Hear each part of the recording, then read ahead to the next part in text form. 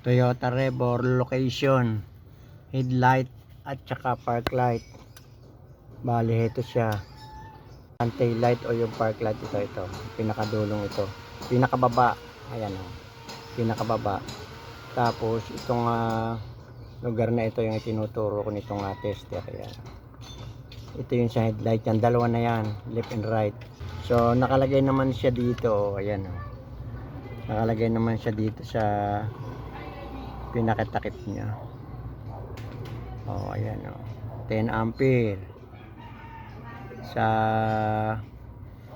magkabilaan siya, parehong 10 ampere left and right.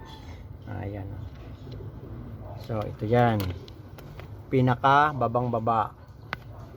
Ito yung sa left, ito yung sa right, ito yung sa tail light, ito sa park light. Ayan, pundi na siya oh. Yan yung pumutok na fuse.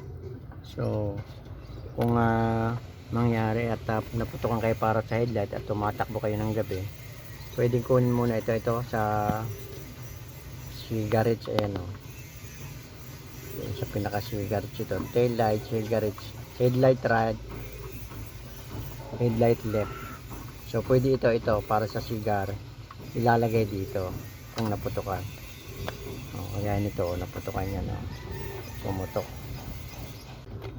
Okay, ganun lang. Yun ang location ng Toyota Revo na headlight and park light. Okay.